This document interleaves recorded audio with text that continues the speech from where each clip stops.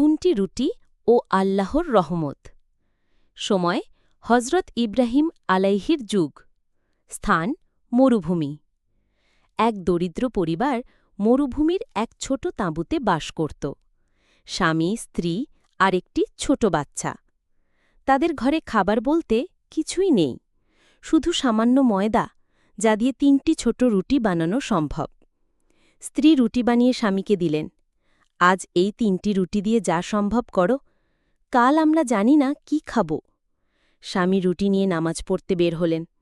পথে এক ক্ষুধার্ত বৃদ্ধ লোক তার কাছে এসে বলল, হে ভাই, 3 দিন ধরে কিছু খাইনি, আল্লাহর জন্য আমাকে কিছু দাও। তিনি প্রথম রুটিটা বৃদ্ধকে দিয়ে দিলেন। নিজের ক্ষুধা সত্ত্বেও তিনি খুশি মনে এগিয়ে গেলেন। দ্বিতীয় পরীক্ষা। কিছুদূর যাওয়ার পর এক ছোট শিশু কান্না করছিল। মা বলল, ওর বাবা মারা গেছে, খাবার নেই। তিনি দ্বিতীয় রুটিটা শিশুটির হাতে দিলেন। নিজের পেটে ক্ষুধা চেপে আবার চললেন। তৃতীয় পরীক্ষা। আরও কিছুদূর যেতেই এক অসহায় মানুষ পানির খোঁজে কাতরাচ্ছিল। খাবারের অভাবে দুর্বল হয়ে গেছে। তিনি বললেন, এটা আমার শেষ রুটি, কিন্তু তুমি খেয়ে নাও। 3টি রুটি বিলিয়ে দিয়ে তিনি বাড়ি ফিরলেন, না খেয়ে। অলৌকিক ঘটনা। বাড়ি ফিরেই দেখেন তার স্ত্রী হাসিমুখে দরজায় দাঁড়িয়ে। ঘরের ভেতরে বিশাল খাবারের পসরা সাজানো, রুটি, খেজুর, মাংস, পানি।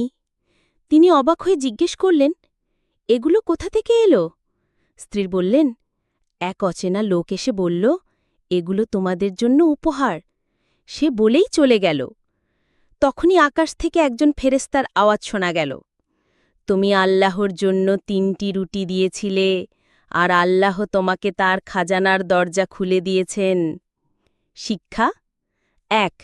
আল্লাহর পথে দান কখনো নষ্ট হয় না। 2. যতই কষ্ট থাকুক, অভাবের মধ্যেও দান করলে বরকত বাড়ে। 3.